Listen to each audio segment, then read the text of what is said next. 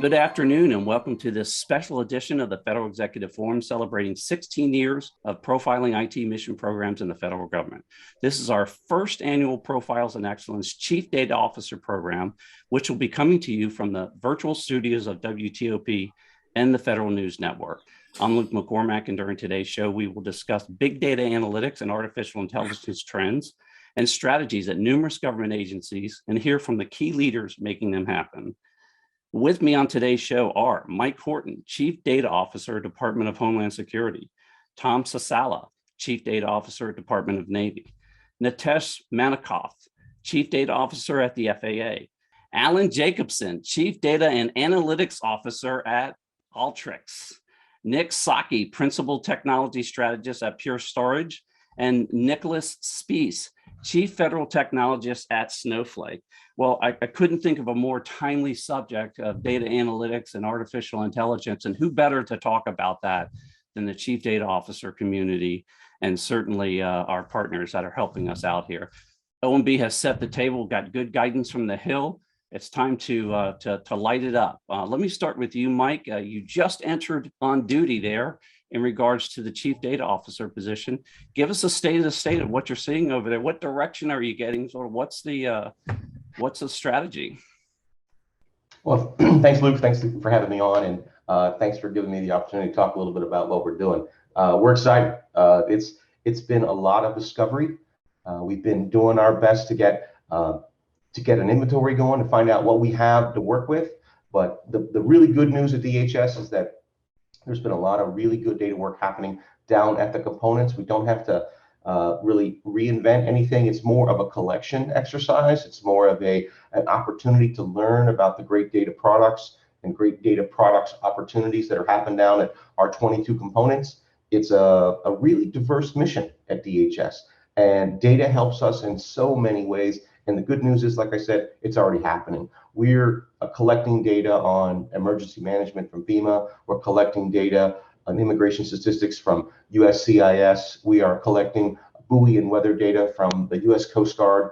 And our goal here at the enterprise level is to make the most use of that data to ensure that it's being secured and shared to its potential. And most importantly, to make sure we follow guidelines that have been set by both at the federal level and at the component level, to make sure we're paying real close attention to privacy, real close attention to our mandate to protect the data that we need to, and to push the data back out to the citizens that own that data. So our real focus right now, Luke, is to get data products up to leadership to make good decisions, and to push good data down to the operator so they can do their mission. Fantastic. Sounds like you're off to a great start there, and congratulations on the appointment.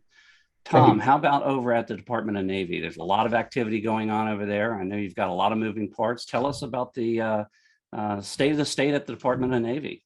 Sure thing. So it's not very dissimilar to what Mike is actually experiencing over at DHS. And, we've been working on this now for about 2 years continuously. We're in the process of actually writing our annual report to Congress. So that's a good way for us to kind of step back and look at what we said we were going to do and actually inventory what we did, and then set ourselves up for the next calendar year. So over the last year or so, we really pushed hard on a data catalog. We got the basic infrastructure in place for not only doing that inventory of data that Mike mentioned as well, but also setting ourselves up for inventorying the digital services that we're going to go after as part of our data portfolio. And so what I mean by that is we're really trying to move as a Department of the Navy to shared enterprise services as much as we can. So where there is analysis happening, how do we empower our workforce, our sailors, our Marines, and our civilians with tools to do their job? And, we had the former undersecretary set the bar, saying the tools that we're providing to our workforce have to be as easy to use as what they have today.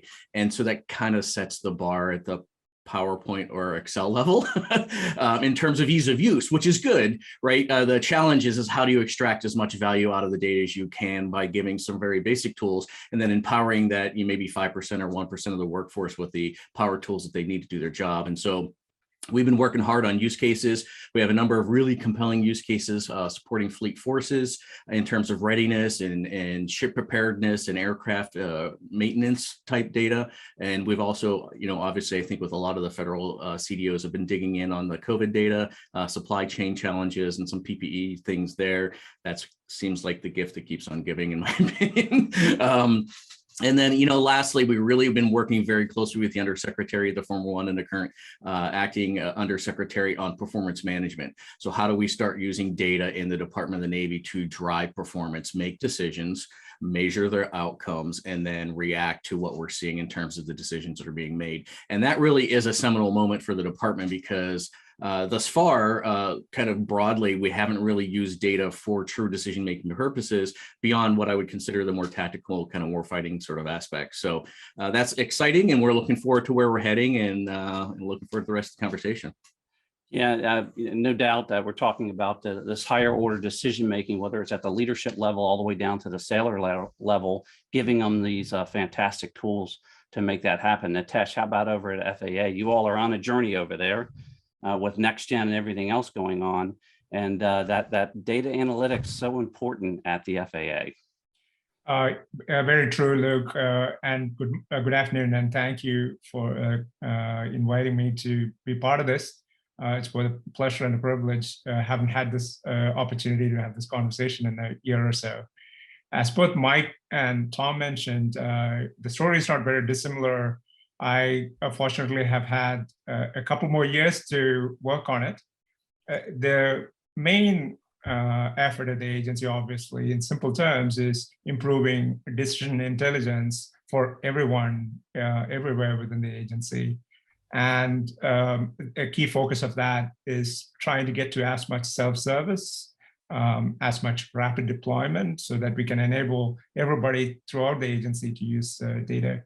The past couple of years, we have been able to put a few enterprise capabilities together. So obviously we do have a cataloging capability, which we deployed a couple of years ago, slowly building on that and improving the catalog and the quality of the data that folks have access to. We have a cloud-based data platform, an enterprise data platform that everybody can leverage, that we have been consistently adding curated data assets to. We also have been pushing for, as I said, self-service capability. So we have better tools and training for the workforce in general. All of this is in the context of supporting and aligning with the agency's priorities for improved safety, improving the operational excellence throughout the FAA. And as we go through, we'll cite some examples and continuing global leadership in aviation and aerospace. So in terms of the machine learning, big data trends, recently we do see a greater adoption of natural language processing and geospatial analytics, which are core to many of the things which we do. But as the technologies mature and improve in NLP, more use cases are opening up, and I'm looking forward to having further conversation on some of those things. More data, more technology available to create these use cases and get it down to self-service type thing. Keep hearing that. Alan, how about at Alteryx? First of all, tell us, how do they fit into this picture? You all have a real opportunity to stripe across these agencies in the private sector, et cetera. Tell us where you fit in and what you're seeing there. Thanks again, Luke. A great group of people that you have on the phone. We actually have the privilege of working with each of their agencies as well as many others. And I think the trend, Nitesh just hit on it, this broad democratization of analytics is clearly a trend we see. And really what we see is a focus on upskilling, building data literacy within existing teams, and a push to really better democratize not just the data, but the analytics capability. And while there's a lot of discussion taking place around AI and ML, I think there's a hard-won realization that the foundational building block for any successful AI and ML strategy are really the domain experts, your knowledge workers, the majority of your workforce, to have data literacy, data wrangling capabilities, and the ability to understand when and how to leverage AI and ML. And that upskilling is absolutely where we're focused. We see some great examples. I'll give some maybe at some other agencies. A former military service member just recently said, just several years ago, he was in the Marine Corps and didn't know what a VLOOKUP was. And now he's an SME for a team of 10, starting with ML exploration. And within a month of using Alteryx, he was saving 25% of his time in data ETL. And he now works for a large defense contractor. At the State Department, they're using Alteryx, incorporating R and Python into workflows and really upskilling their staff to create more actionable insights. And at the state level, we've got states like South Dakota where their audit teams automating building blocks of their processes within their audit team. And they talk about Alteryx as being a secret decoder ring, allowing them to wade through a lot of complex data and get insights from it. A common pattern we see with AI and ML is this ability to get insight from large quantities of data. And the last one maybe I'll go with is one of our Navy veterans who just went through our what we call our ADAPT program, a training program. She'd gotten out of the military and had all of these skills, but didn't have a way of showing what she was capable of. And with that Alteryx certification, had a clear statement of what she could do with data and analytics. So really powerful seeing how it's upskilling people at that individual level, helping them maybe get to the next phase of their career. And within organizations like the FAA, like the Navy, Department of Navy, we're seeing some great outcomes. Right, taking the challenge out of getting to the data and just really focusing on processing the data and turning it into information. Nick, how about at Pure Storage? A lot of activity going on over there. You all, again, see it from a unique perspective. Tell us what you're seeing out there. What are the customers telling you? Hey, thank you, Luke. We continue to be focused on building the foundation to enable managing and processing the enormous quantity of data. As we said, data is the new oil, data is the new gold. It's a resource in tremendous availability, but refining that data to drive timely, relevant, accurate decision-making remains one of the core needs and frankly, one of the core challenges to modern infrastructure as well. So we're enhancing the tools, the hardware and software that are allowing organizations to focus on the processing, making the infrastructure invisible and self-driving, because that's one of the biggest things that we're getting out of a lot of organizations is the time that they're spending working on their infrastructure or beating it into submission isn't time spent on actually accomplishing the mission, developing the algorithms, processing the data, and arriving at decisions, and then deploying capability forward.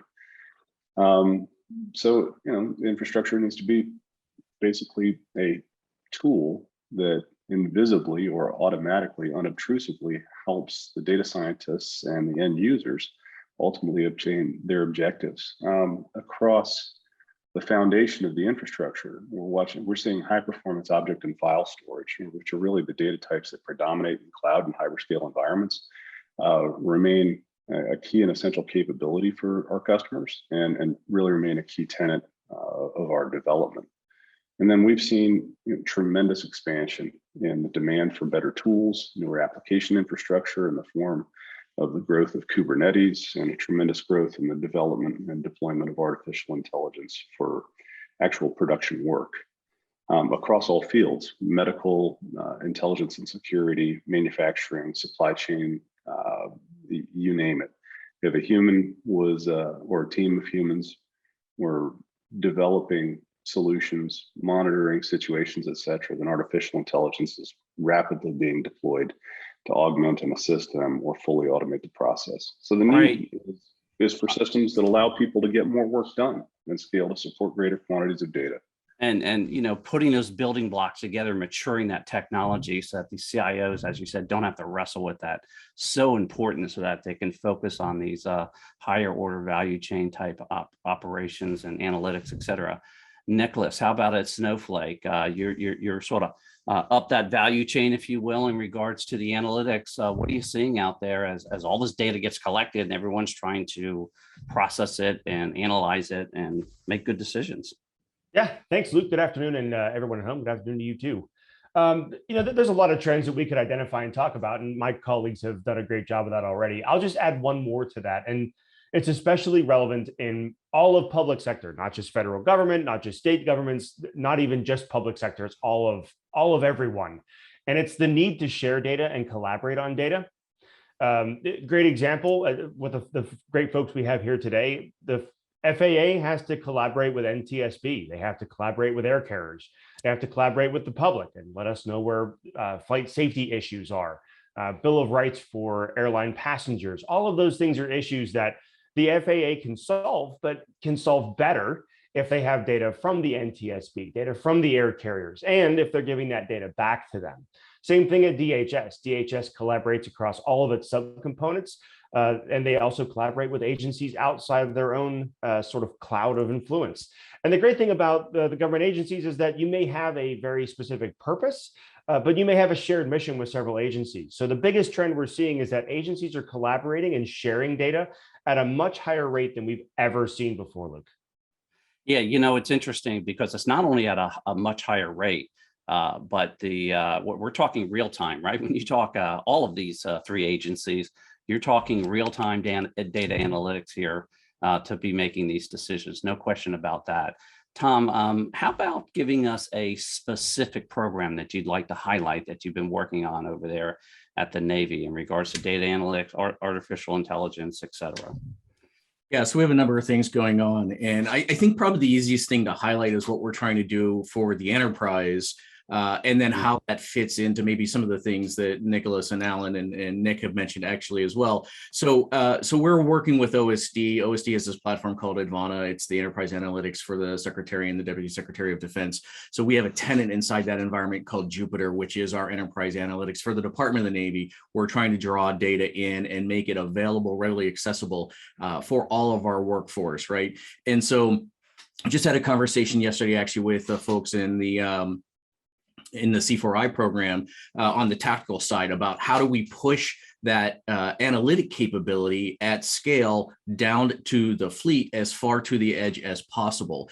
And so there's some work that's being done right now. It's advanced engineering really around how do we more optimize our data storage in onboard ships, specifically the surface fleet, and provide analytics capability to the folks that are on this ship that maybe are not engaged in war fighting or kind of fires activities. And so what does that really mean for the fleet? What do they need?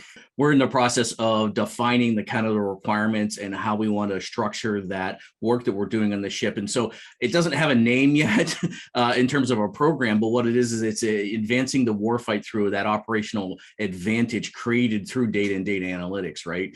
And so the open question we're trying to wrestle with right now is, and Nick mentioned this, how do we get our infrastructure up to scale? How do we create the tools that are more useful across a broad range of things that are not highly specialized, so that we can apply them to future warfights that we can't predict now? And so that's kind of the challenge where we are in right now, is driving that innovation to a point where we don't have niche solutions deployed on 100 or 1,000 different platforms, but more general solutions that can be applied to 100 or 1,000 different problems as they emerge episodically inside of maybe a specific AOR, or in support of one of the COCOMs, or like CENTCOM or PACOM or something like this, right? So we want to make sure that we are providing the best skills. And I think it was Alan was talking about the folks that have these skills, they've learned them, and how do they capitalize on them? And that's really challenging for us. And that's one of the things that I want to focus next year on, is really that acumen, right? And so I would say taking those sailors and those soldiers and those folks that are forward deployed, drawing on their expertise in the form of their military experience and their experience supporting commanders, right? And then pulling them back into headquarters and educating us on what the commanders need, and then further empowering them by putting them back into the field. And so, like I said, the project doesn't quite have a name yet, but we're still trying to, figure out exactly how we want to organize our work in that area. But I think of all the things we're working on, the visualizing the data work that we've been doing, all the different use cases, is really powerful. but really upscaling that workforce and integrating them with the data from the point at which they kind of join the force. And then as they, progress in their career, they're going to move up and up and up. And all they're going to want to do, right, is they're going to want more and more data. They're going to want more and more integrated data, and so I think that's going to be really powerful in the years coming. And so that's more of a much more strategic foundational element that I think is going to really, really have a high ROI when we get there.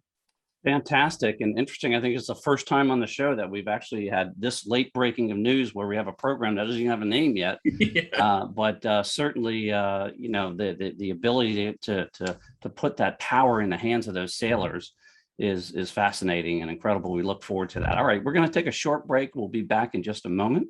You're listening to the Federal Executive Forum on Federal News Network.